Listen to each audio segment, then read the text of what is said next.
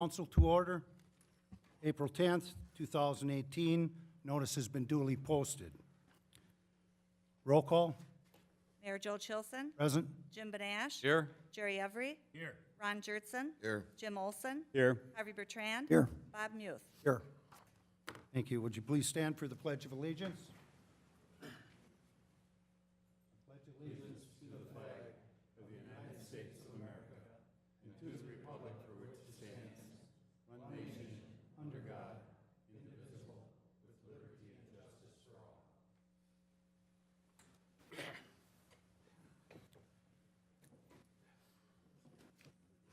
Thank you. Before we go on, I want to talk about the rules of the chamber. The city council and subcommittee meetings shall be conducted in a courteous manner. Citizens, council, and committee members shall be allowed to state their positions in an atmosphere free of slander, insults, obscene remarks, and threats of violence, or the use threats of violence. The use of the council or committee as forum for politics is unwarranted. Sufficient warning may be given by the Sergeant-at-Arms at any time during the remarks, and in the event that any individual shall violate the rules of the decorum heretofore set forth, such person may be cut off from comment or debate.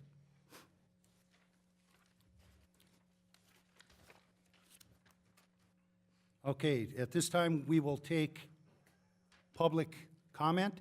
Anyone wishing to give public comment, please step to the podium, state your name, address, and you have 3 minutes. Oh, I'm sorry. Yes.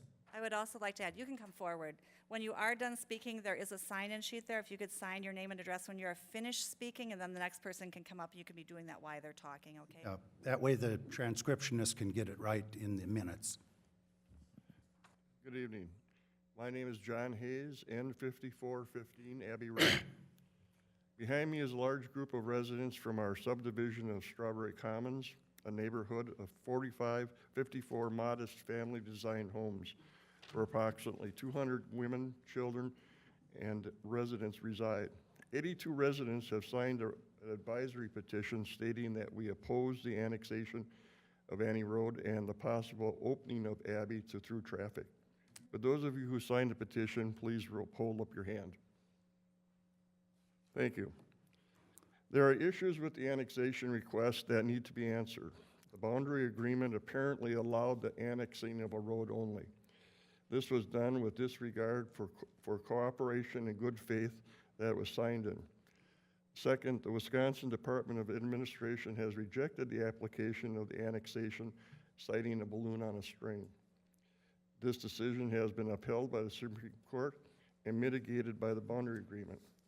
These are legal matters we have no control over, as none of us are lawyers. This is something that legal counsel for the city and the town must deal with. We are not the enemy.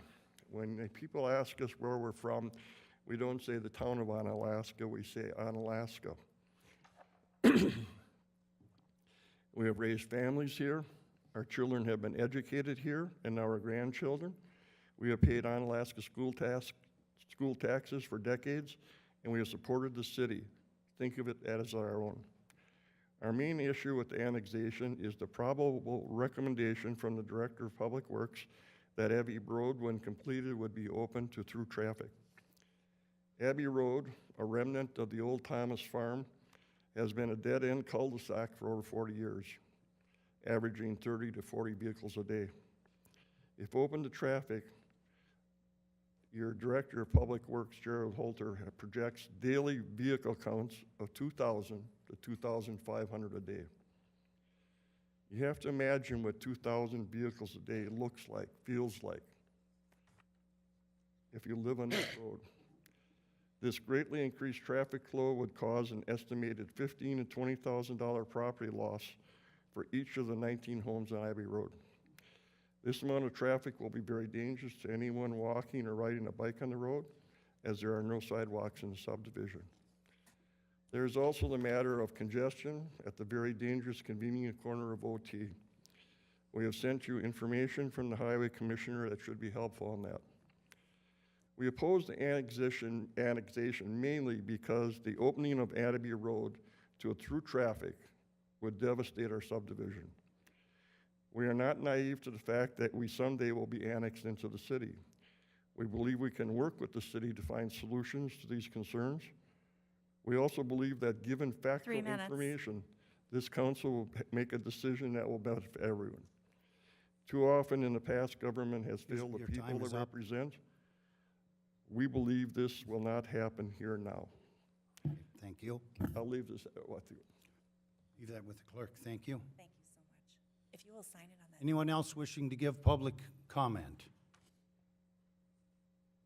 Second call. Anyone wishing to give public comment? Good evening. My name is Kim Smith. I live at 436 Mayfair Place in Mayfair Edition. Tonight I'd like to address you concerning the zoning request on County Road PH by Dr. Leo Bronston. I've read through the Plan Commission minutes and discussed with Katie some of the details of the development, and I think it seems like a sound business plan, and I know that Dr. Bronston is a well-respected businessman in our community. However, I think that his business plan could also be served by a transitional zoning, and that by putting it to a business zoning, it opens it up to other opportunities that may not be Dr. Bronson expanding his business. Once it's changed, we can't change it back. And so I would like to ask you to consider denying his request today, although I do support his business plan and hope that he'll come back requesting, or come back moving forward with his development under the transitional zoning. Thank you.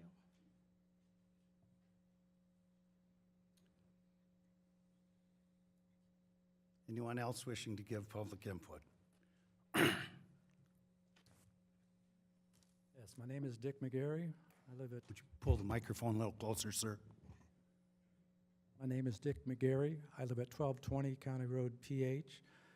And I'd like to address the issue of the property at 1204 PH. This piece of property has a lot of history, as some of you may know. Prior to annexation to the city of Onalaska, this area was in the town of Madera and was zoned A1 Agricultural District.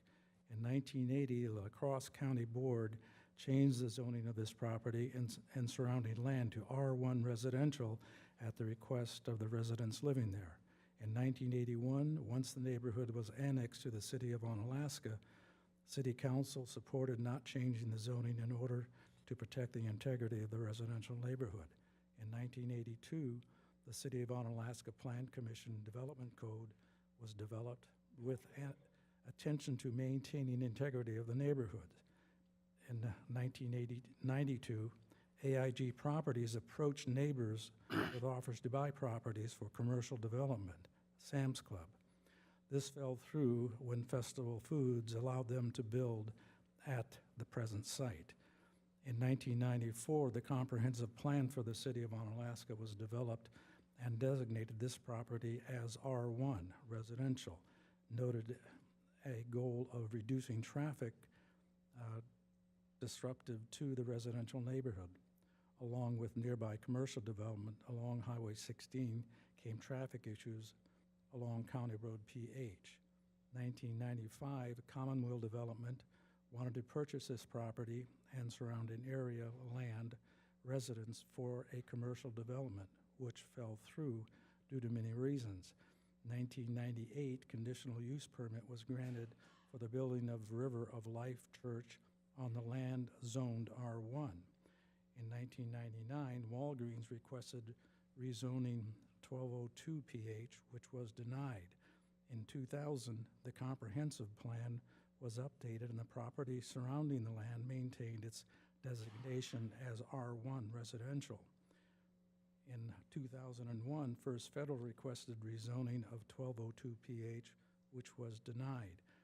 In 2002, Dr. Leo Bronston requested rezoning of 1202 PH County Road PH to transitional commercial with a conditional use permits for a clinic and a coffee shop, which was granted.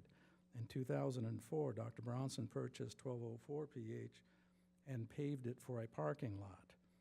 In 2015, the comprehensive plan was updated, and this property and surrounding land was maintained its designation as R1 residential. In 2018, Dr. Bronson now 3 minutes. requesting the rezoning of 1202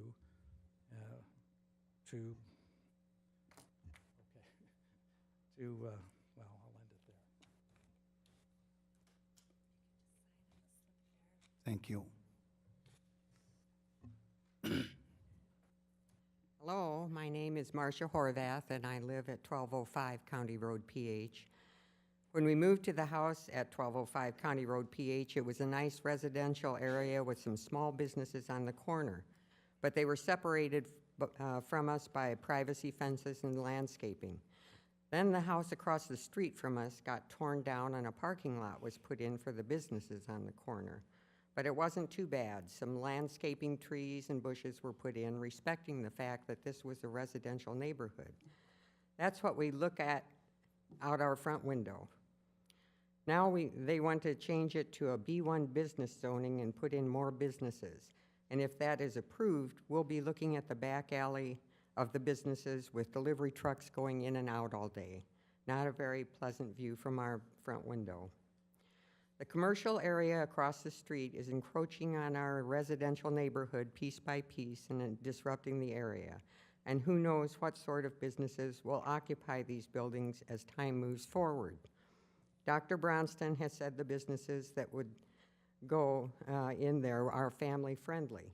But if the property is sold to another owner, and if the expanded land uses of the B1 business zoning are in place, there could be businesses there that aren't appropriate for a residential area, like bars and clubs. And the landscaping setbacks and privacy fence requirements that are in effect for the TC zoning will no longer apply.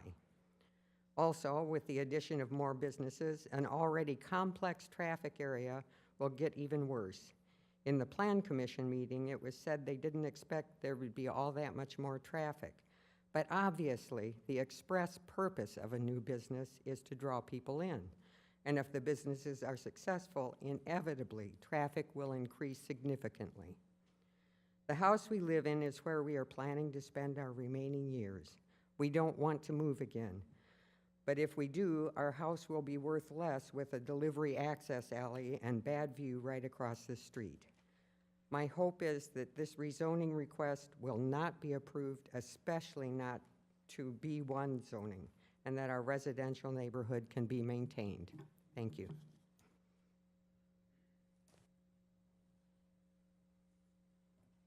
Anyone else wishing to give public input?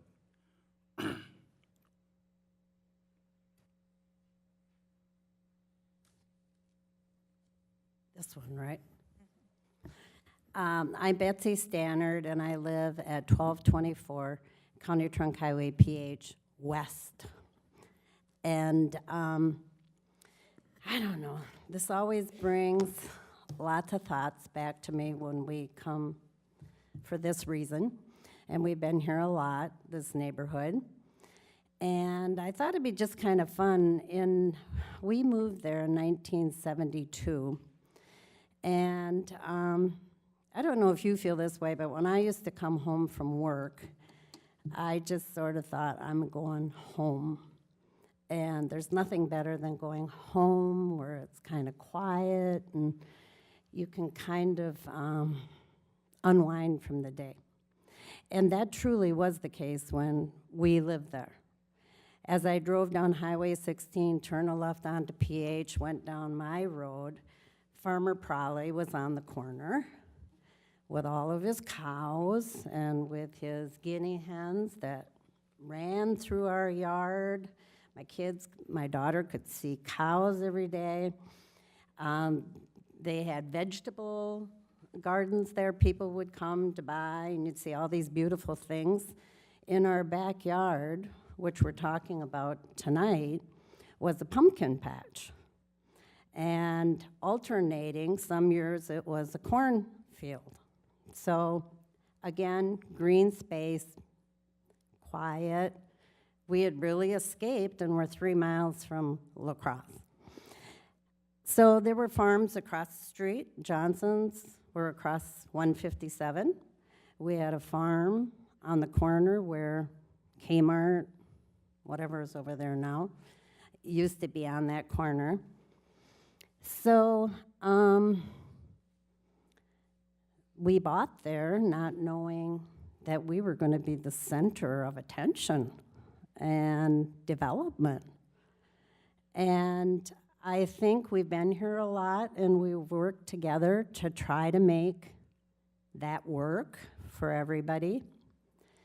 But I do think there is stress on our neighborhood a lot about how much we're impacted by everything going on around us. And so that's my biggest concern. Our neighborhood is very tight. I don't know. We found our house because we were looking to go to a party at a house back there, and we got lost. And there was a for sale sign in the yard, so we bought it. But if you haven't been back there, it's a really nice neighborhood. And we all stick together. And our thought is, when we need, I never had my mom and dad live close. My neighbors were my family. 3 minutes. How much time? Your 3 minutes are up. Am I done? Okay. I think you got the message, right? Okay, thank you. I'm not a talker either. Could I have you sign, ma'am? Ma'am, Ma'am, could I Ma'am? have you sign the slip up? could we have you sign in? Could we have you Can I have sign you in, sign the please? slip up here? Thank you. Anyone wishing to give public input?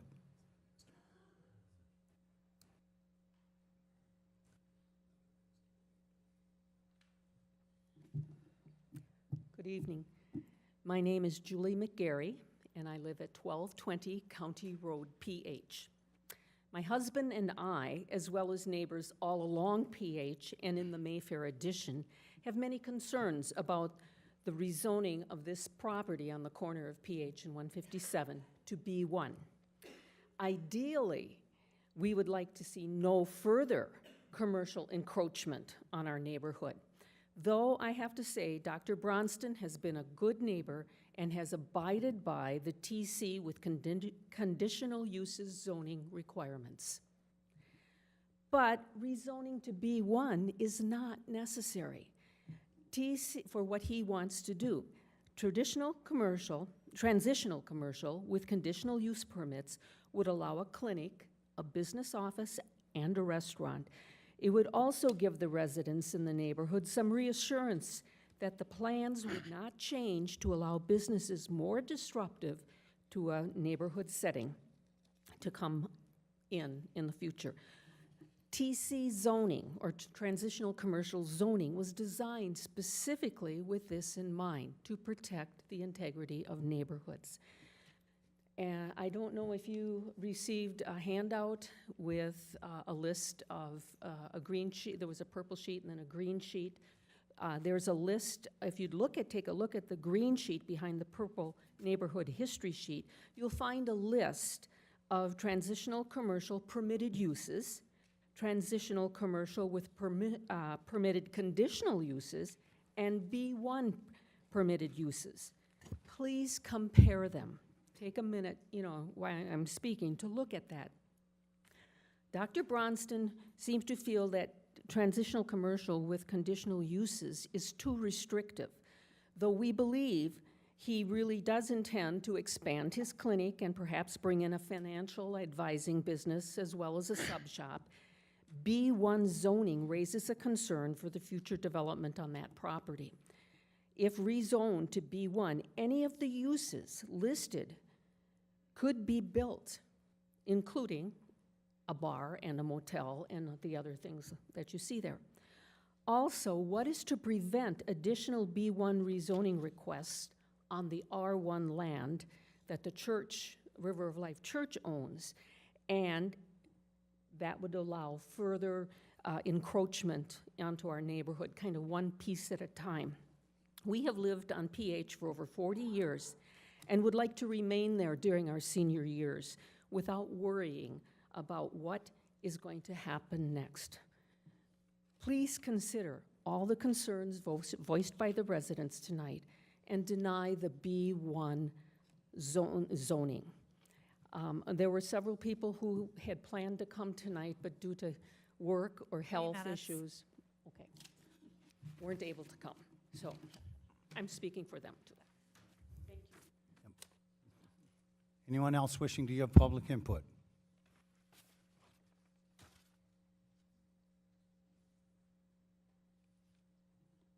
Good evening. I'm Leo Bronston. I reside at 163 East Larkspur Lane in Onalaska.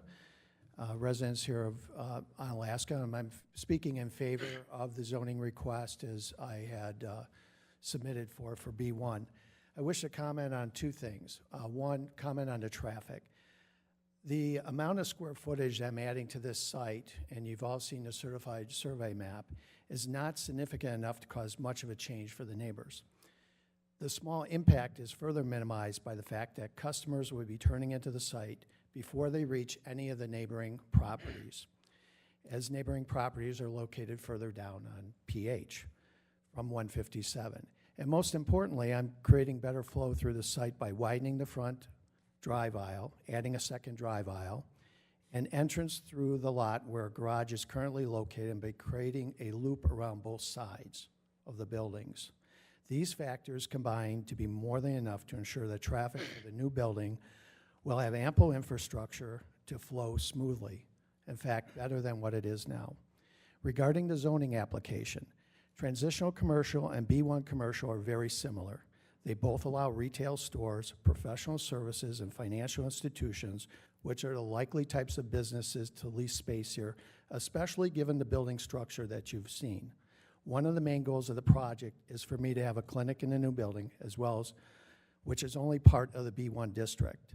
The uses that neighbors may take issue with in B1 are probably unlikely, and it could be argued that TC has several allowed uses that would garner just as much opposition from the neighborhood. TC and B1 have more differences in terms of setbacks and building coverage, and with my current site plan, the project would still be well within TC's back or front yard and building coverage rules anyway.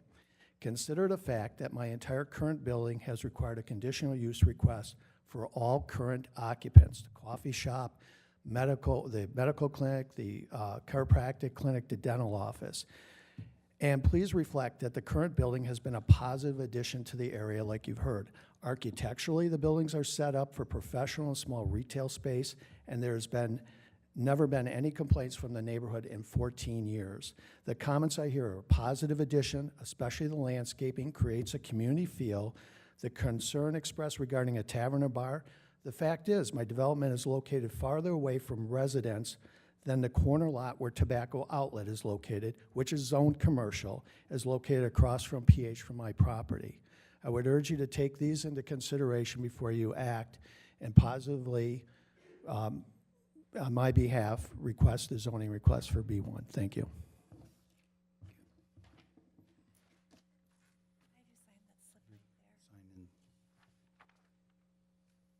Anyone else wishing to give public input?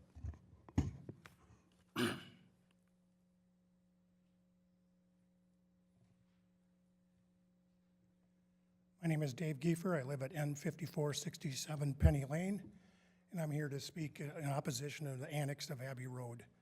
As John said earlier when he asked for a raise of hands, a large amount of people raised their hands. That's only half of them, because the other half are at the Town of Onalaska meeting, township meeting, that's going on at this same time. We're just as passionate, but we wanted to limit the speakers so that we didn't take up your whole night.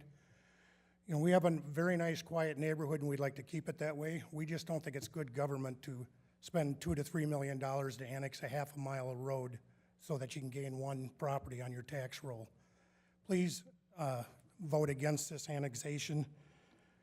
Agree with the state of Wisconsin administration that turned this down, and protect our quiet little neighborhood. Thank you for your time, and thank you for your service for this city.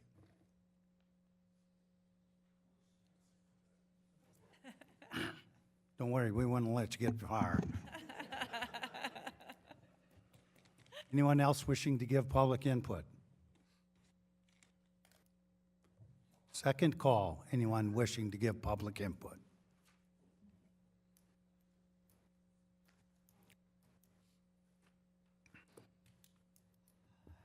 Good evening. Diane Wolf, 910 Orchid Place, Onalaska. Tonight, I feel like it marks the end of the council year. Next week is a reorg meeting, which starts the new council year. I'd like to thank Mayor Chilson for his leadership that he's provided this past year. Also thank the 6 sitting alderpersons for your time. I'd like to thank the department heads and the staff at the City of Onalaska for their work this last year. Thank Eric, our city administrator. I'd also like to thank Sean O'Flaherty for his legal counsel and the invaluable resource that he provides to council. I'd also like to call out 2 alderpersons, Alderperson Muth and Bertrand, this evening. This is your last common council meeting. I'll start with you, Mr. Muth. I want to thank you for your leadership that you have provided for your many years of service, not only as a police officer, former police officer, but also I believe it was a sergeant, but also as on council and as being council president. Also for the time and energy and the countless hours you spent when the city was going from a full-time mayor to a part-time mayor, and until we hire a full-time administrator, the time that you spent filling in those gaps as council president. So thank you for that. And Alderman Bertrand. I think many, many years ago when the Marcoux Road condominiums were coming in, and you at that time represented your neighborhood at plan and council. I don't think that you at that time were expecting a phone call from a then sitting alderperson, I should say alderwoman, calling you and saying, Harvey, there's an opening, or would you ever consider running for council?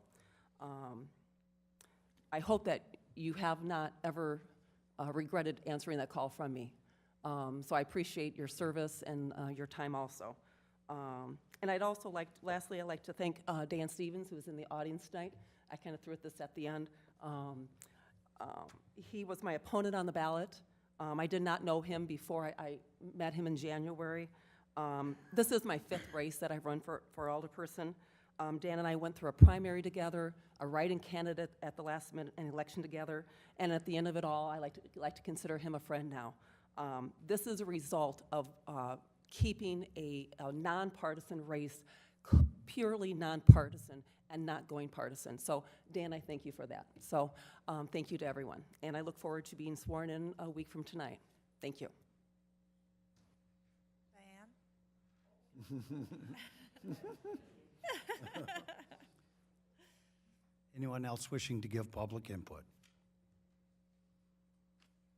Second call, anyone wishing to give public input? Third and final call, anyone wishing to give public input?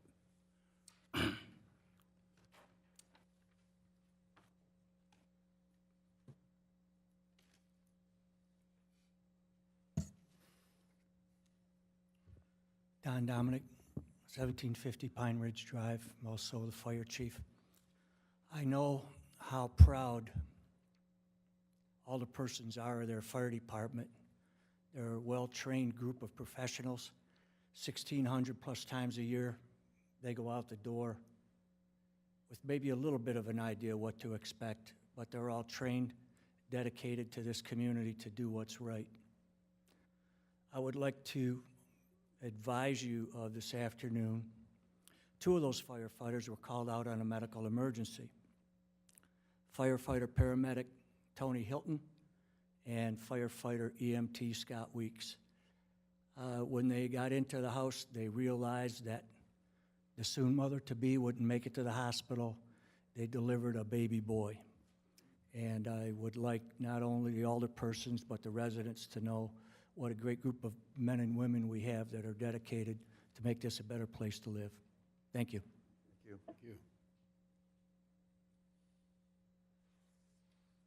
Maybe we can lower the voting age.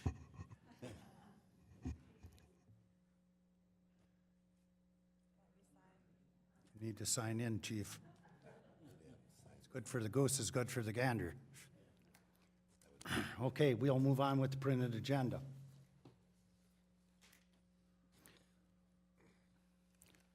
Proclamations from the mayor. We have a wonderful proclamation tonight.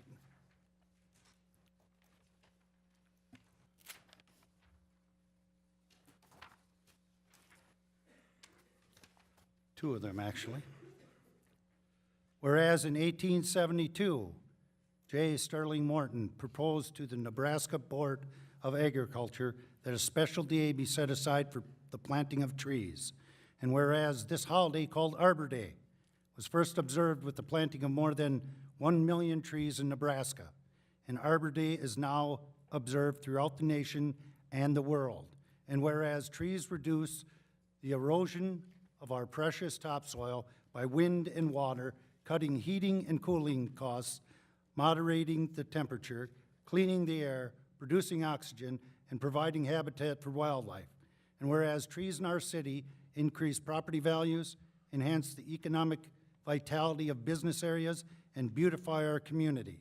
And whereas the city of Onalaska has been recognized as a Tree City USA for the 18th consecutive year by the National Arbor Day Foundation for demonstrating a higher level of tree care and desires to continue its planting practices. Now therefore, I, Joe Chilson, Mayor of the City of Onalaska, do hereby proclaim January 27th, 2018, April 27th, 2018, as Arbor Day in the City of Onalaska, and I urge all citizens to celebrate Arbor Day by planting a tree in honor. Further, I urge all citizens to plant as many trees on their property as possible, as the City of Onalaska will plant approximately 90 trees throughout the city on boulevards this year. Do I have a motion? I'll make a motion to approve. Second. Okay, motion by Bob, seconded by Jim Olson to approve the proclamation. All in favor signify by saying aye. Aye. Opposed, nay. Abstentions? So moved.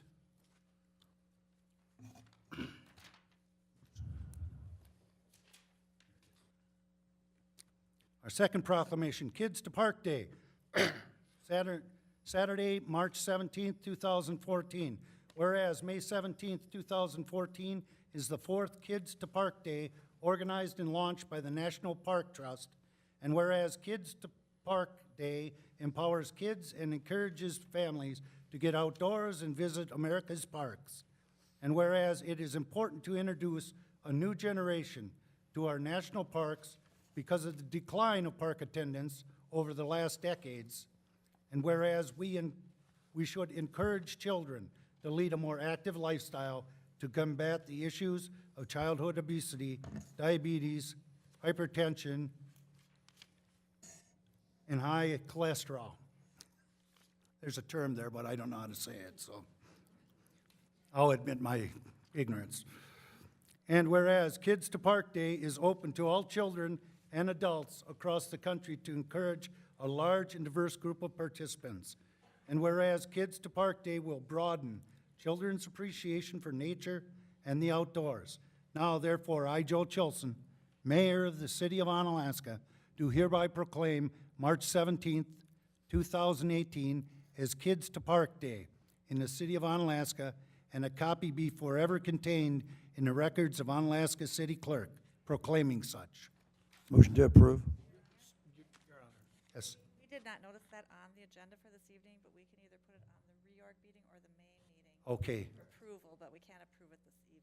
Oh, we can't approve it, okay. Your preference of where it goes to. Okay, we'll move it to, I will move that to the reorg meeting next week.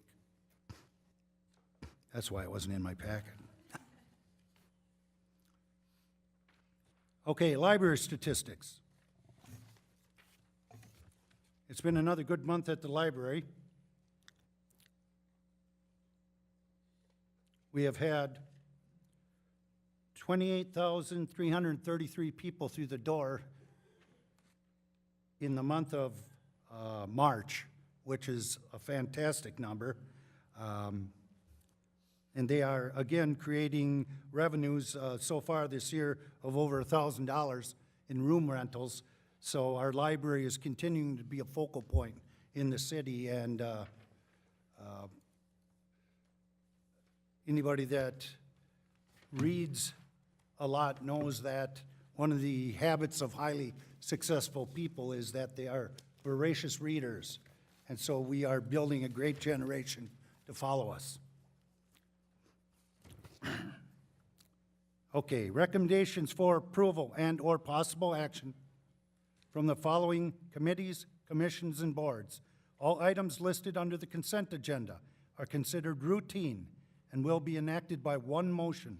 There will be no separate discussion of these items unless a council member requests removal, in which event the item will be removed from the consent agenda and considered in the order of business in a non-consent agenda. Does anyone want to remove anything from the consent agenda? Bob? Yes, Your Honor.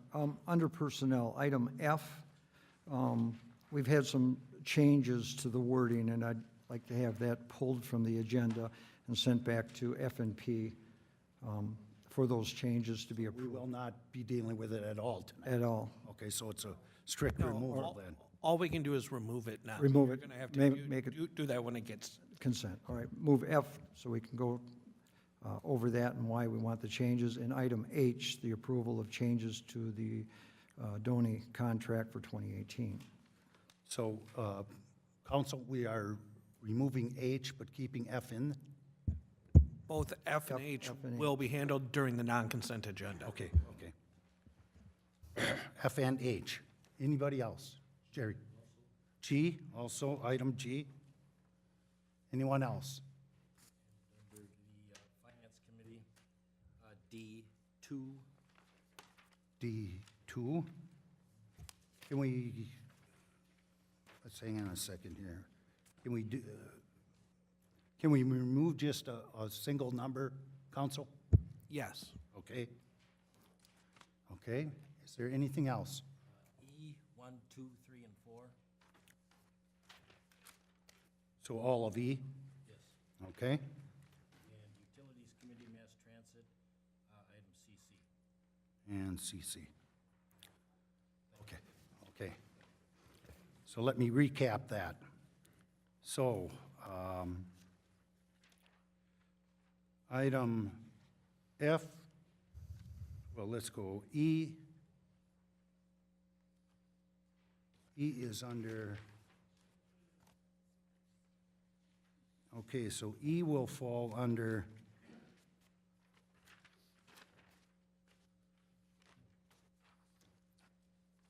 it will become 8B. Okay? E becomes 8B. FGH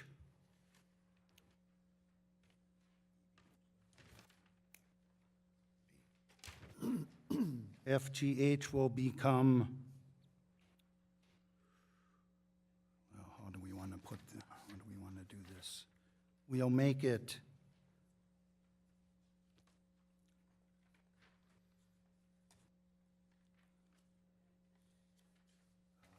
let's say,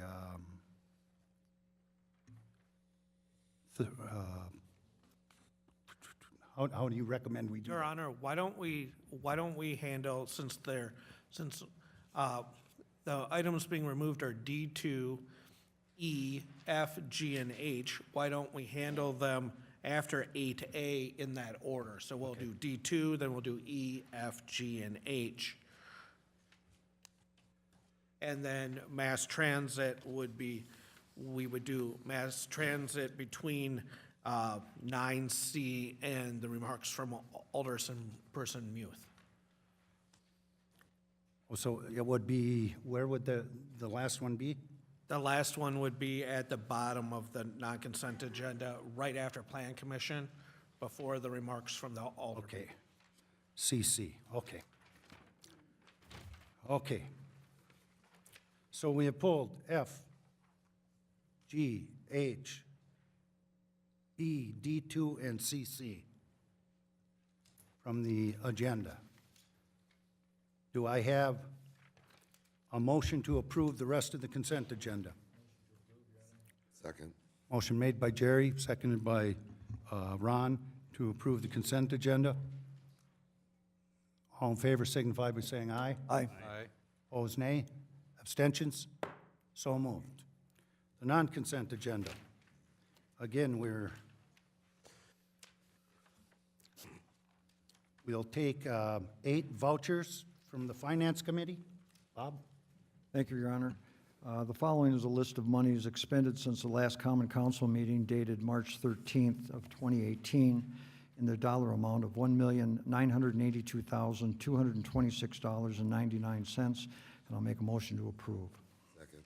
Motion made by Bob, seconded by Ron, to approve the vouchers. Discussion. Hearing none. All in favor signify by saying aye. Aye. Opposed, nay. Abstentions? So moved. Item D2.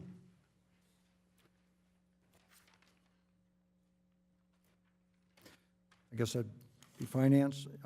Item D is approval of allocation of additional funds received from the sale of the Peterbilt fire engine. That's Section 2, authorization to purchase an exhaust system pending receipt of a federal grant for $72,728 with the city's 10% match of $7,272. I'll make a motion to approve. Second. Motion made by Bob, seconded by Harvey, to approve the authorization to purchase an exhaust system pending receipt of a federal grant of $72,728. And this is subordinate to the additional funds for the sale of a Peterbilt engine. Jerry? I do intend to vote for this, Your Honor, and fellow Alderman, but I had a question, and that is, we are authorizing, first of all, that the firemen did a good job in disposing of this property and making good use of it and wisely, except we're authorizing the purchase of an exhaust system pending receipt of a federal grant. Surely we probably will get the grant, but maybe we don't. My objection is approving something in advance before we actually get the other money for it. That is my only objection. Thank you. Okay. Anyone else? Hearing none, all in favor of item D2, signify by saying aye. Aye. Opposed, nay. Abstentions? So moved. Item E.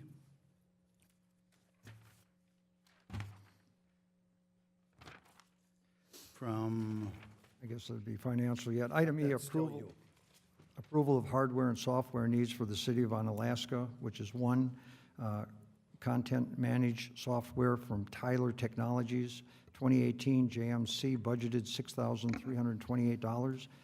Two, Encode Shedler software from Tyler Technologies, 2018 JMC non-budgeted $5,100.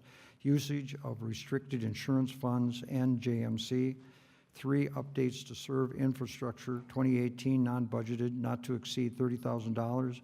Usage of general funds and enterprise funds, special revenue funds. And item 4, funding of non-budgeted hardware and software needs for the city of Onalaska, not to exceed $35,000.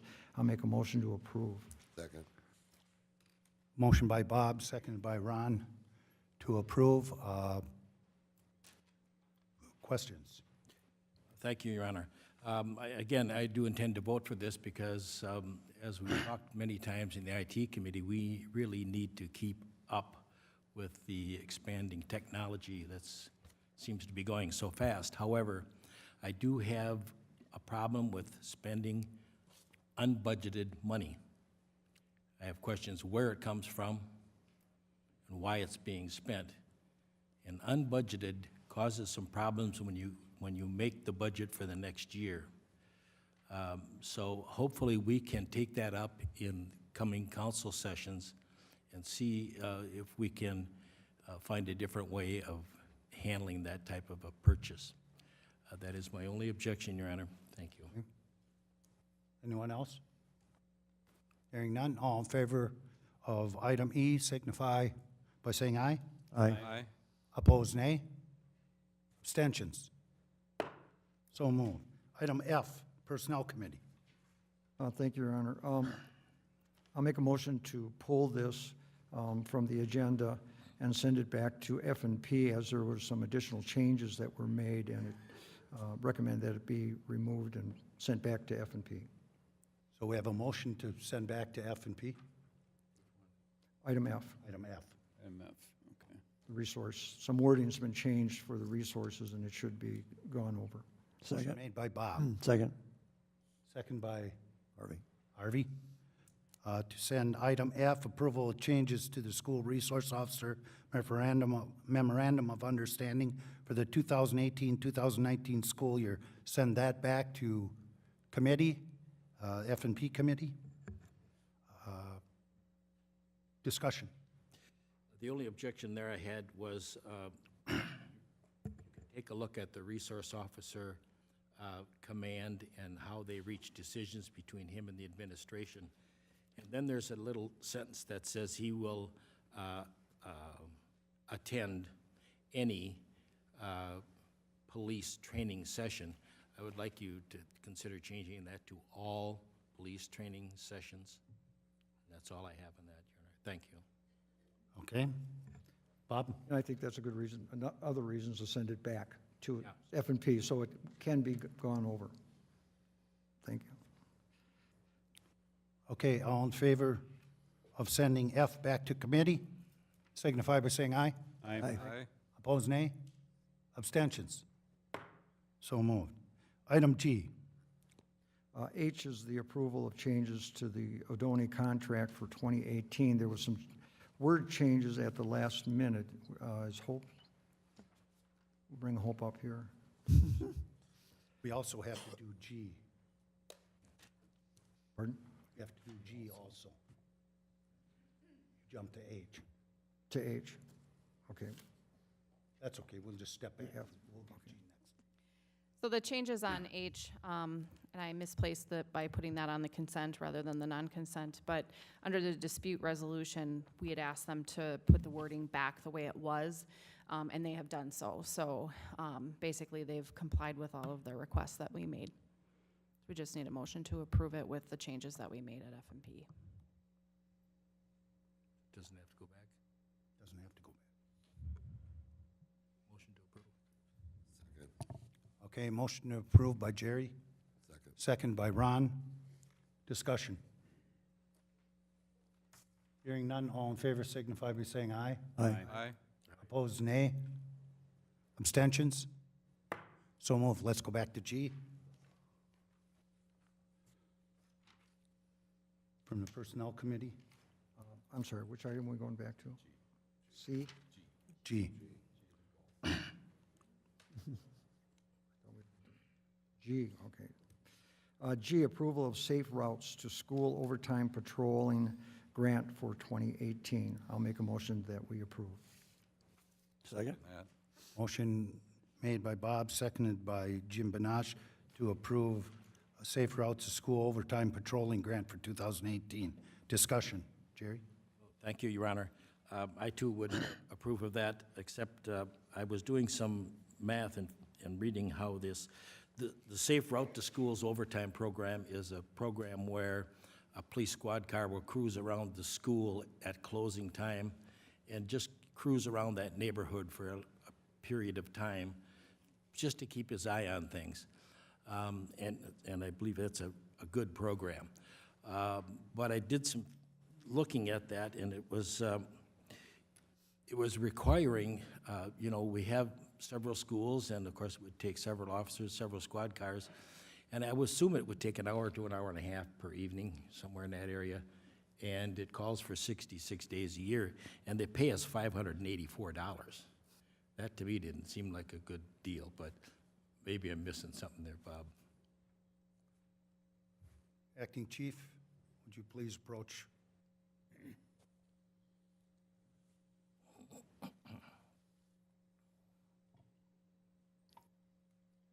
Please identify yourself for the record. Troy Miller, Onalaska Police Department. Again, I addressed this in F&P last week. This is kind of new to me as well. And I understand what you're reading, but if you read budget and invoicing under A, the provider agrees to provide the above services to a maximum amount of $584. So once we hit that threshold, we're essentially done. That is what we work up to. And this would probably be in the form of an hour here, an hour there, on different days of the year. So it wouldn't be encompassing that whole period of time. It would only be random periods. And I think, I think the bulk of it is probably when we do they call it the walking school bus. When they get all the kids, you know, we're not getting rides from our parents this week, and we're all gonna walk to school together in one chain. That's really what our focus would be on especially days like that. But it would not exceed the stated $584 on here. Once we reach that threshold, we're essentially done with it. It's too bad. It's a good program. Yeah, well, we would still be doing it in our everyday patrolling. We do still enforce the school zones. This would just be on the overtime and bringing in additional personnel. Thank you, Mayor. Okay. Thank you, Troy. All in favor signify by saying aye. Aye. Opposed, nay. Abstentions. So moved.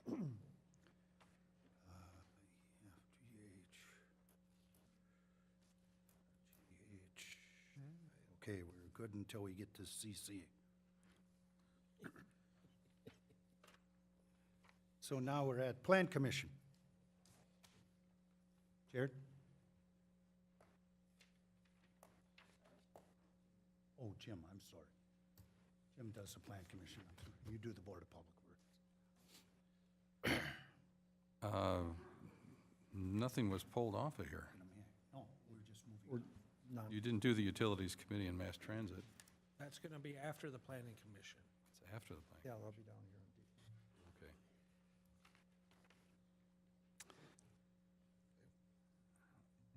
Plan Commission, why? Approval of zoning request filed by Hans Zitlow of Luther High School Association, 1830 Alpine Place, Onalaska, Wisconsin, 54650, on behalf of Marvin and Michelle Wanders of Cedar Hill. Jim, we're on A. We're on A, Done on the non-consent portion. Okay, right there. Okay. all right. I thought we were doing something different. Letter A.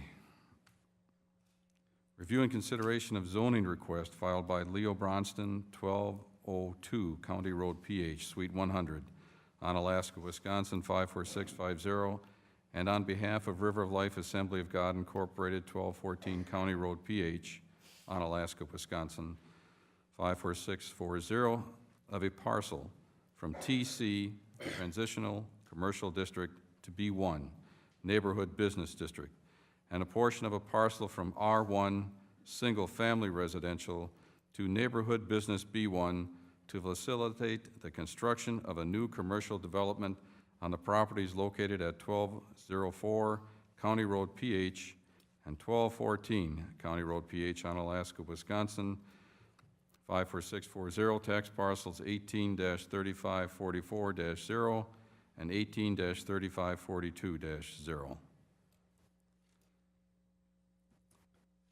Do we have a motion? I'll make a motion to deny, moving it to B1. Excuse me, what was your motion? My motion is to deny, B1? The movement to make it, yeah, to not make it B1. Okay, and second is by Jerry. Discussion. Ron? I think my experience out here talking with the individuals on PH West has been 100% against giving Leo Bronson a B1. I kept track on this. I kept track, and it was 36 up to the point of the Plan Commission meeting. I have not had any new contacts with people on it, but it's been 100% not to not let him do it. Anyone else? Jerry? Thank Mr. Bronston for being willing to spend money in our community for new construction or anything else. We need more of that. But I have to side with the people, and they've expressed what they want, and I think that's the way this system should work. Thank you.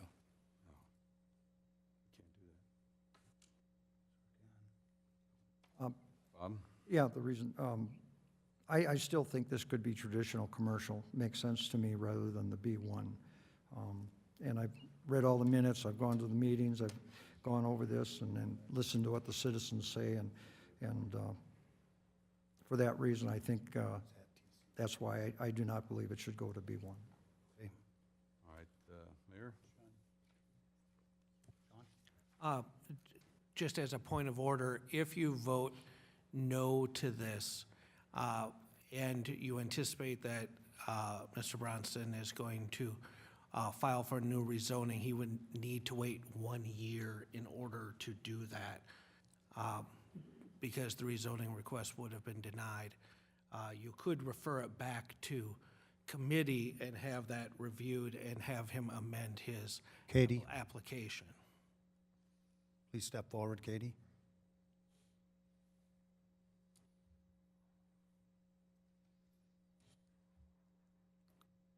Katie Aspenson, when we were reviewing. Could you speak into the mic, Katie? Sorry, I'm when we were reviewing the code, it had appeared as though he couldn't apply for B1 for 1 year, but if he came back as transitional commercial, because it would be a different application, he would be allowed to apply at the next section. And I have that code if you like to look. If he came back as transitional commercial, it'd be a new rezoning application. But you're correct, yes, 1 year at B1, he'd have to wait, but not if he changed his application. I think that, I think our code is very clear that it states that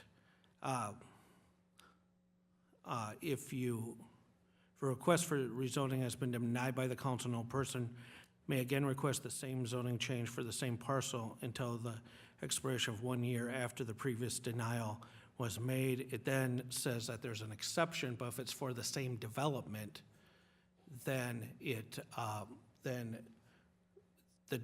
then the 1 year would stay in place, even if you're using a different zoning code.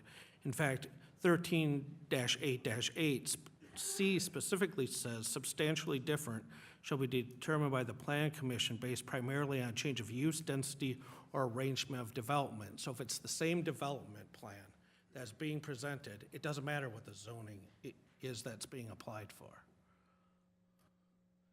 It could go back and be amended at the Planning Commission, but if it is denied, it wouldn't be able to be refiled for.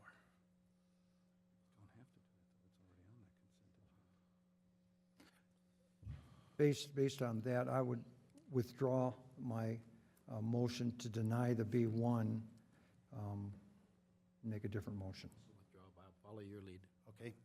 And then I'll make a motion that it goes back to the Planning Commission for any possible changes that would be made at that level, to give the developer the opportunity to possibly change it to traditional or whatever he wants to do, but to move it back that way. Second that. Okay, motion made by Bob, second.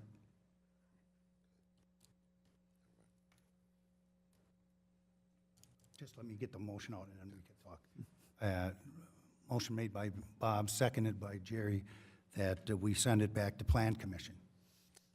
My only concern is that it comes back as traditional. Okay, okay. Okay. And Jim? We have a rezoning request by Dr. Bronson from transitional commercial to B1, a neighborhood business district. Dr. Bronson is attempting to purchase land from the neighboring church, presently not on the tax rolls, and build upon the purchased site. The site plan indicates the proposed building, about 6,000 square feet, would sit behind the present building and not infringe upon residential housing or obstruct any views from the current residences. The proposed building may house additional medical facilities and possible several other businesses that have been mentioned this evening. The construction at the site would include another entrance exit and may make the site traffic neutral, meaning there would be no added congestion to this site. The main source of traffic now comes off of Highway 57 and turning left off of Jansen Place. It is possible to eventually do a traffic analysis for this area. As we know, the city of La Crosse is responsible for Jansen Place. The current zoning at this site in question is TC. It should be noted that in 2015, this area was part of a comprehensive city plan designated as commercial. Should the property from the church be purchased and built upon, said property would not be tax exempt. Should the property owner seek to add businesses to this property in a TC zone, there are standards or rules that would have to be followed through the site plan permitting process, and some of the businesses would need a conditional use permit or CUP in order to be allowed to exist on this site. The developer of this property may need a CUP for different businesses' uses to be established on this developed property. The developer has concerns that any potential business may have reservations about zoning TC and not B1. It is clear that from a business standpoint, a B1 district is more applicable to current concerns of the developed property in question. And I need to keep this in mind. Recently, the state legislature passed Act 67. It possibly establishes that the burden is on the Plan Commission and the city to show that the CUP has a negative impact. The applicant before had to prove that their development proposal would not have a negative impact on the neighborhood when making their plea for a CUP. With the understanding the site in question is zoned commercial and does not appear to add to the congestion, and does not appear to infringe upon the current residences. In looking at this situation, I understand the concerns of the people on PH. The area is zoned commercial. There is Act 67 to deal with.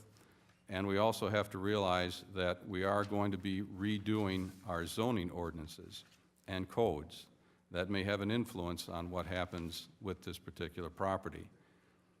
Myself, I could see this being zoned B1, but since we are going to be moving this back for further discussion, I just wanted everyone to be aware that there are other issues to be concerned when we consider this property and rezoning it. Thank you.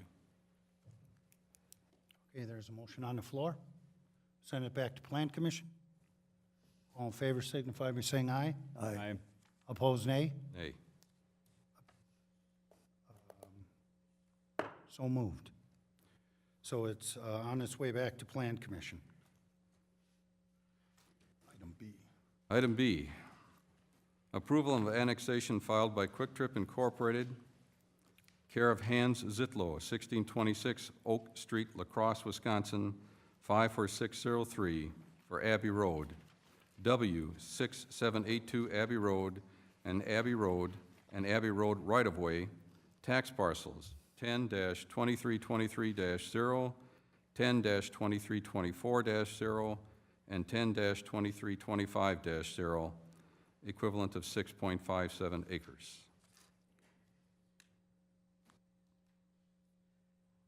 Is there a motion?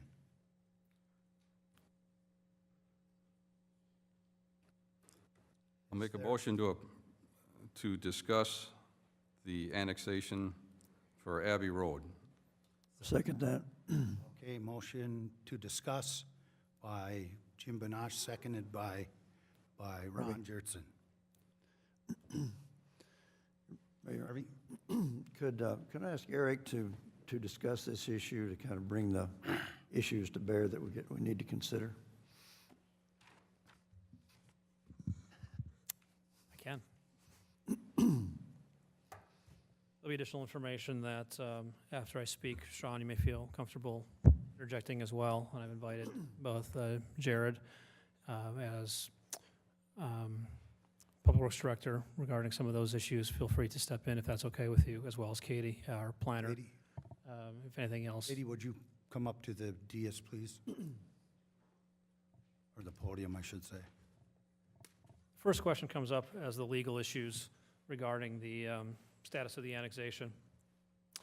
State Statute 660217 sub 2 speaks to the direct annexation ordinance. The ordinance may be enacted by this governing body, and quote, governing body shall review the advice of the Department of Administration. I highlight that because it's advice. It is not binding anyway. The history behind the boundary agreement sections, which I'll get to in a moment, is because more or less the DOA had some binding powers historically, found themselves being sued by either one side of a party on annexation or the other, and instead remove themselves from that business and really focus, the legislature focused on boundary agreements and cooperative agreements. This is the communities and the towns, villages working together to lay out a systematic plan for boundary changes, including annexations down the road.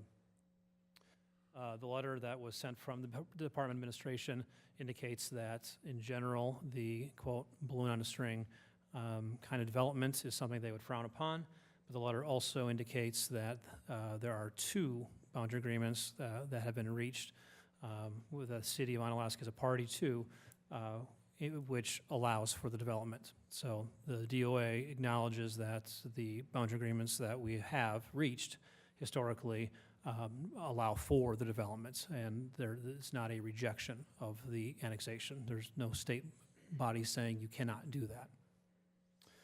Section 660301 is the language in the state statutes regarding boundary agreements. Again, it's for the orderly and mutual agreement on adjusting boundaries, another way of saying annexations. And then 660307 is language regarding cooperative agreements amongst bodies. Slightly different regarding just boundary, but more or less how governments cooperate together.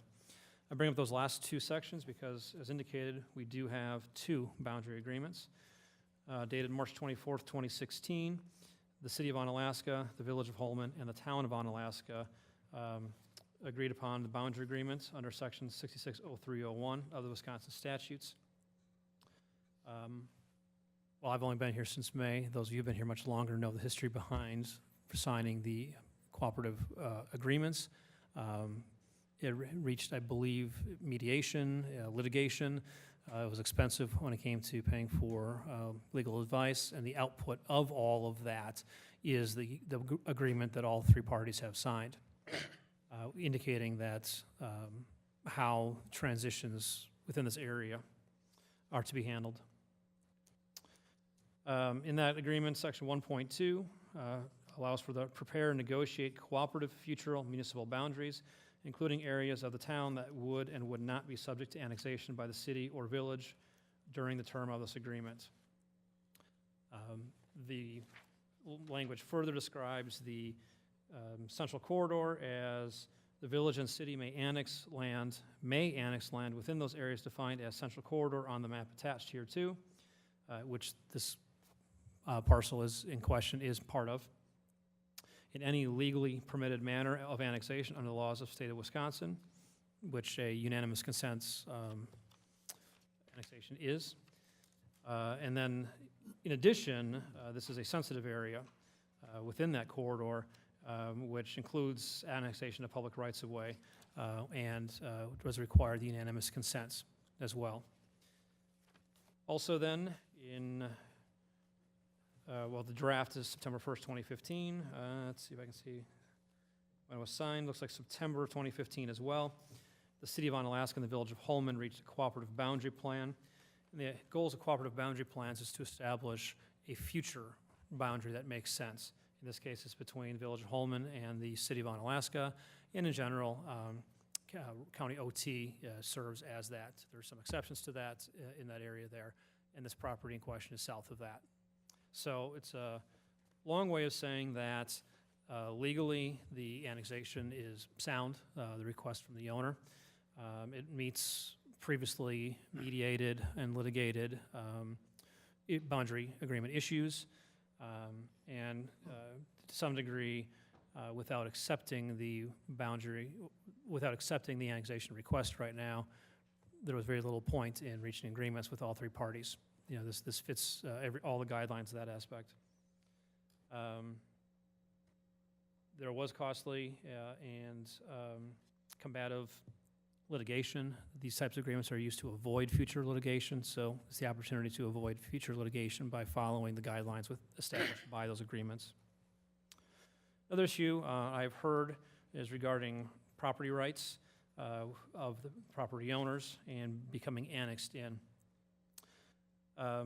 first indicate for those that have not gone through an annexation request before, the city is actually in a role of a passive action. It is to accept or not accept an annexation request done by a property owner. So keeping in mind, the city is not reaching out to extended boundaries. It's to either do we accept or not accept the interests of the property owner following the agreements who seeks to be annexed in for commercial reasons. Future developments for the water, for the sewer, failing systems, would like to have the utilities in the area, and there's reasoning behind it. I'll hand these out real quick. What these are not of this particular area, but indicative of, so you may review the maps. 3 maps there. The first one that you have encompasses Superior Street on the east side of 53. And what you can see, the Superior Street, those properties there are in the town. There's this long string attached from that property that runs first to the north, across Windhill Street, and then to the west to 53. What that string is if this was a city, it would look like a balloon on a string, but it's quite the opposite. It's the town that has a balloon on a string. Why does this exist? Because the city historically has taken the property owner's interest to heart, historically. Those that wanted to be annexed in were allowed in. All the surrounding property and all the developers and all those homes have those utilities and services. Those that wish not to be annexed in were not. And so we really cooperated with property owners, and we cooperated with the towns to create these, I guess, inverse balloon on a string properties there on Superior. The next one you have is further balloons along East Avenue. I'm not even going to attempt to try to explain what's in and what's out there, but I can show you that, again, very creative uses of what's accepting properties that wish to be in the city and allowing those that choose not to be in the city to remain outside the city. And the last one on the page 3 is a point it comes to at Aspen Valley Drive and Green Coulee Road. It's a dagger, almost a scalpel-looking shape, pointed right at the heart of the city. This one is definitely longer than the annexation request that we are looking at today for the city. Again, if it was inverted, it would be a balloon on a string, but because it's the town, it's an inverted balloon on a string, if you will. And again, it's created because of the desire of the property owners not to be in the city. No one's forced in, and by those property owners and developers that wish to be in the city, allowing them in. So another way of looking at the request today is looking at the property owners that along Abbey Road that do not wish to be in. No one's being forced in. There's not one residential property that'll be forced into the city unless they would desire to do so. None of the commercial properties in the that district to the north of where the residents live are being forced in. The only one in is the Quick Trip property, as well as then the access which the agreement allows for along Abbey Road, the street along Abbey Road. So it's supporting the will of a property owner to be tied in, which the agreement allows for, clearly allows for, and supports the property owners, the residential that do not wish to be annexed in. No one's being forced in. It's something we've done in the past, kind of looking on inverted direction, and I think it's something that we'll continue to look forward to in the future, not forcing anybody in.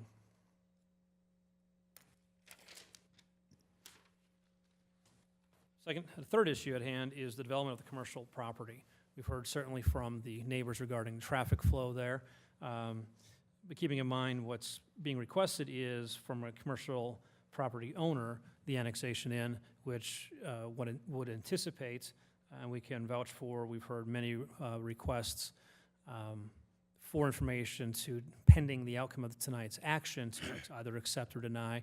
If accepted, we'd likely get more annexation applications from the commercial properties north of where the residences are as well. I think that's indicative of the fact that without water and sewer, the highest and best use of the commercial properties probably is not being met. You have lots of pole sheds, storage buildings in the area, lots of vehicles and dumpsters parked out there in the area. materials for the roofing area stored out there. Without any water and sewer, that's likely all you could use. With water and sewer in that area, the development opportunities for those property owners increases substantially. Could you see a hotel out there? Could you see office spaces out there? Could you see uses of the property that clean up that commercial area? I believe you will, based on the requests that we've already obtained. Without this initial annexation, none of that will come in. We will not have that opportunity. We do not have a farmer's field on our boundaries ready for future developments, so we do have to look at our infill opportunities. It's not a brownfield per se, since there are structures being utilized currently. It's the closest thing that we have within our areas that we could look at using for new development. Keeping in mind, as we approach the budget, again, our driving force is twofold. Increasing tax base is certainly one of our key issues, but net new construction is the biggest issue. Everything we have is driven by net new construction. Without the ability to acquire commercial property and develop it to a higher and better net new construction and higher, better use, we're going to be capped off here soon with our development, and budgets will become tighter and tighter. And I guess finally, I think what you heard is the street question. The opening or closing is probably the primary concern of the residents, from what I have heard. I think it's likely that the streets, as future development occurs in the area, for safety issues both in the town and in the city, the street would likely need to be open one way or the other. However, there are some fantastic options to partner with the neighbors and the commercial businesses in the area to help design the future road, be it sidewalks, pedestrians, bike lanes, parking areas, the kind of flow of traffic they would like to see. I think it would certainly be the intention of the city to get that input for that area there. As for real estate issues, a higher traffic road, which Jared, you can speak on. I don't think that the 2000, we have many residential streets that have that kind of traffic flow without negative impact. But I can imagine if I were, and I am in the market hopefully soon to buy a house, I imagine a real estate agent, the first thing they point out to me is there's water and sewer right outside of that street. It's the more valuable house. So I would quite frankly see quite the opposite, but I'll let a real estate agent speak to that aspect that way. But again, we've been very cognizant historically of the desires of our neighbors, both commercial and residential properties, either to be in the city or outside the city. And I think both with the Quick Trip property requesting to be inside the city, we can achieve that request, as well as achieving the requests of the residents who choose not to be annexed in. Anyone on the council? Comments or questions? Jim? The Department of Administration that sent out this letter regarding the annexation, what weight does that carry regarding the potential annexation, if any? I saw you reaching for Sean for the microphone. In effect, zero, because we have the boundary agreements in place that the state requesting and is forceful to. The overriding, I guess, law, in my opinion, will be the boundary agreements openly and reached with all communities involved. And this 10-year issue that was brought up, that just has to do with the agreement. It has nothing to do with any type of annexation. Is that correct? Correct. The agreement's a 10-year agreement. During that time, there are areas that are restricted from annexation. Anything outside of the central corridor, the city could not annex. So, Bryce Perry, for example, outside of the annexation area, though not contiguous right now, could not be. That's outside our 10-year agreement. Anything within the central corridor, we can annex in, is what the 10-year agreement states. I have another question. Harvey? Eric, excuse me. I'll try to summarize what I understand of this. Number one, it's what we're suggesting is legal to do.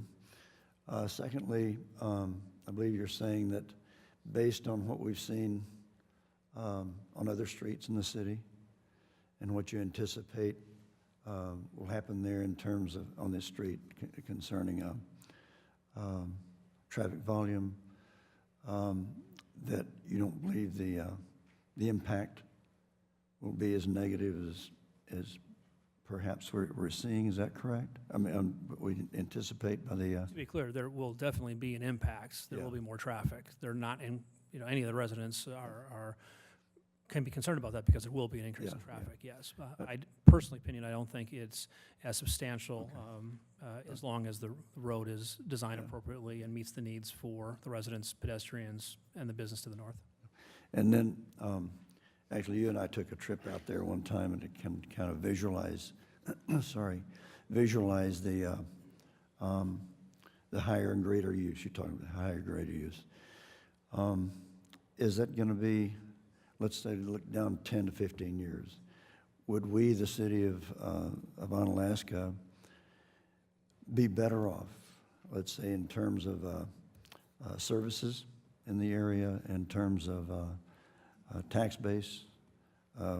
Is this would this be a substantial benefit, you think, to the city of Onalaska? Short answer, yes. Yeah, and can you elaborate on it just a little bit in terms of Yeah. As indicated, the interest we've received from other commercial properties in the area since this became noticed, again, pending on the action taken tonight, I think indicates that it's not just the city hoping that there's a higher and better use for it. I think there actually is. Without water and sewer, it's not being developed to its fullest potential. The boundary agreements indicate that the city is the one that can best provide those water and sewer south of OT. That's why the agreements were reached. So by doing so to this one business, we're really opening the opportunities for the other businesses to grow and to expand upon annexation themselves. So increased tax base, and then as a city standpoint, you're taking in the businesses as they exist with the hopes that then as they redevelop, you have that higher net new construction. Bob? I've been listening to this, and I think a lot of the concerns of the residents are the traffic flow. If we annex Abbey Road all the way up there, are we required to open it up to all traffic? Are we required to? No. That's a separate question, which if there's no annexation, there's no reason to answer the question, of course, but if there is annexation, we'll be faced, that question is to what degree the development in the area will require that.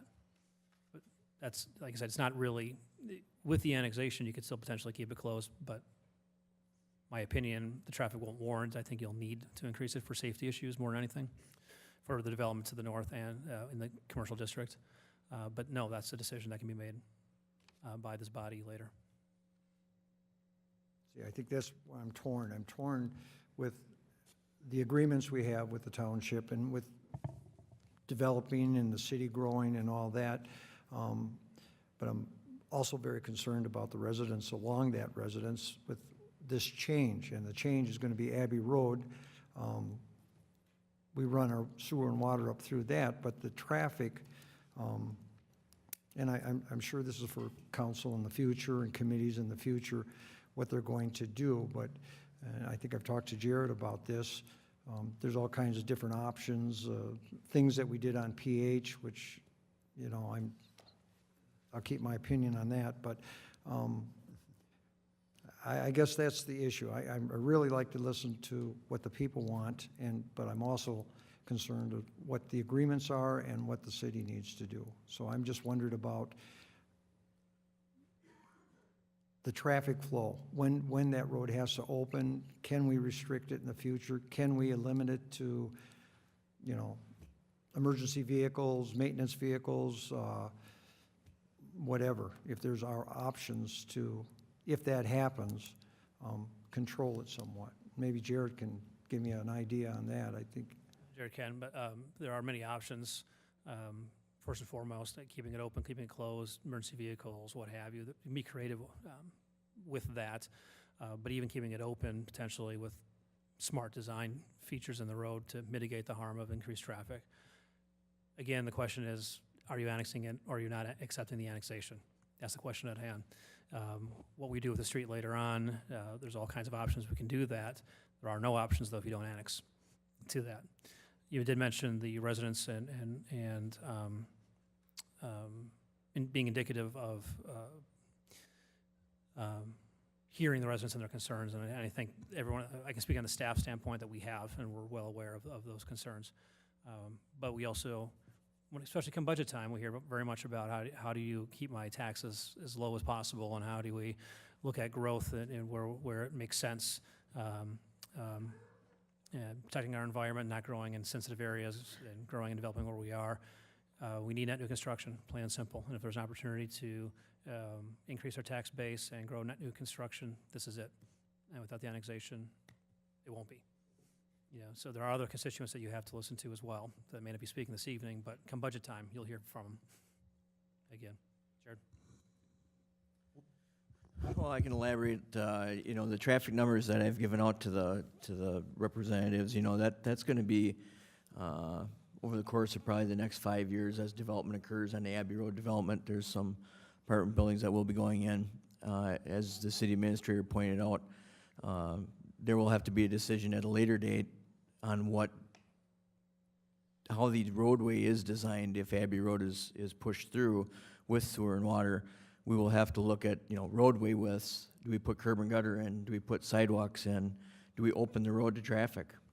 I look at areas within the city that over the years, we have had annexations over the past 40 years within the city that have been large annexations. You have the Pines addition that came in to the city, which is just south of Riders Club Road. There's a large area that was in the township at the time, and as part of that, Riders Club Road came in. And Riders Club Road was literally the Riders Club at the time, did not go through. I couldn't imagine not having Riders Club Road in now and not having that connection. That street carries more traffic than this will in the future. But there are things that we can do to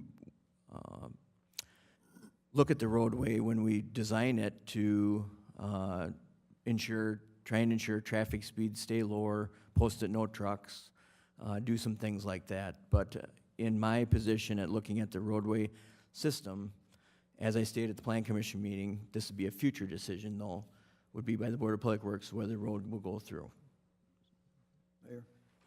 Another question. Jerry first, and then Harvey. Thank you. So just to summarize this, then, if I get this straight in my mind, what we're talking about now is annexing a portion of Abbey Road. That's it. Abbey Road from the northern boundary of the city all the way up to the Quick Trip, and then the annexation includes the Quick Trip. Okay. Correct. And then that, the blue and on a string thing has proven to be acceptable to the state. And so the annexations, if people want to annex, they can. They have the option. I've seen this work before, and I think we need to be proactive about any opportunities like this that we might get. I just hate the thought of the citizens not being happy up there with that. But also, I know that's one of your goals, and I think it should be our goal to be proactive when it comes to any place that we can annex, but not be pushy about it. So my question then is, we have these agreements in place. Does the town of Onalaska know about all of this? Are they aware of it? Yes. And there have been no objections? Because I know there have been objections here from citizens. The town is aware of it. I have not received any objections officially from the town of Onalaska or unofficially from the town. But the agreement also indicates that they can't refuse the annexation, the town. That's the whole point of the agreements, is that we won't accept an annexation outside of the central corridor if asked, and they won't challenge an annexation within the corridor. So there's the give and take that both entities have taken. And the other thing, the traffic that's up there is heavy traffic. A lot of trucks, buses, things like that. It's I think commercial. Jared mentioned that, the occasional safety vehicles is definitely an option. The businesses that utilize the exit off 53 and the heavier vehicles, that could be restricted to continue to use the, the county road to access that area versus Abbey Road. I mean, there are options to keep the trucks out. They are heavy trucks, yes. That's all the questions I have, Your Honor. Thank you. Okay, Harvey? Yeah. As the area is developed, we're talking about higher grade uses, be more services, I assume, I guess maybe a hotel in the future or whatever. Will this likely improve or not improve the value of the properties out there? The value of a property is only as much as someone's willing to pay for it. Ultimately, I have my opinions, and the residents will have their opinions. And real estate agents will have their opinions. I think from the city standpoint, the developments and the annexation will increase the value of the entire area, particularly the commercial districts. I anticipate the residential will see growth over the next 10, 15 years as well. What we know is that on Abbey Road, there's going to be development out that way, and I'm sure most of you are aware that there's going to be apartment complexes and a whole big complex that's going to be built out that way, and there's also going to be townhomes or row houses that are going to abut the property that belongs to the town of Onalaska citizens. Eventually, that roadway, Abbey Road, will be opened up. I mean, there's no question about it. I understand your concerns about the traffic and your way of life in that particular corner, but it's happened throughout both the cities, Onalaska, La Crosse. I mean, eventually it comes up. It happened in the area I live in. Commercial moves in. I think what I'd like to do at this time, so we can get a vote from everybody on the council, is I'd like to make a motion with the understanding that we're either going to approve or not approve, and I'm going to make the motion to approve the annexation and see what the council thinks. There's a motion on the floor to approve. Second. Second. Additional discussion? Hearing none. All in favor signify by saying aye. Aye. Opposed, nay. Nay. Abstentions. Motion carries. Item C. Approval of a request to extend the final plat submittal requirement for 1 year as requested by Dr. Leo Bronston on behalf of French Valley LLC, 1202 County Road, PH, Suite 100, Onalaska, Wisconsin, for the French Valley Neighborhood Plat, tax parcels 18-4480-0, 18-4481-0, 18-4482-1, and 18-4485-0. The reason that this is on the agenda is that this has been extended now for about a decade, and we wish to extend it 1 more year, and then at that time I believe there's going to be some change made at that time. So I'd like to make a motion to approve. Second. Motion made by Jim Benosh to approve the extension to the final plat submitted by Dr. Leo Bronston, seconded by Bob. Discussion. Hearing none, all in favor signify by saying aye. Aye. Aye. Opposed, nay. Abstentions. So moved. Item CC, which is under the Utilities Committee. Is that you, Jerry? I had to pull out, thank you. This is under the accepted share ride transit financials, which we looked at last Wednesday.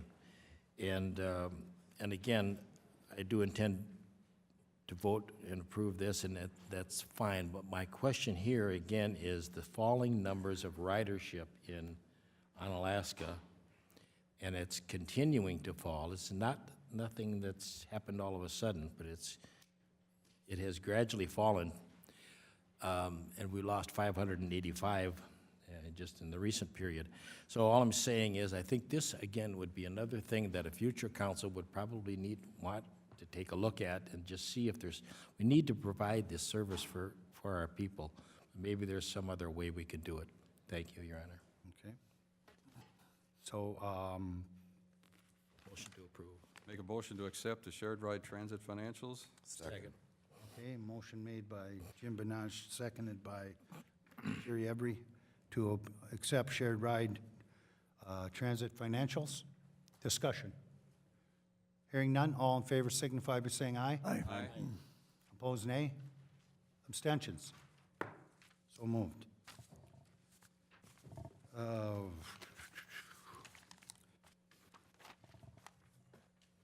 Parting comments by Alderperson Muth.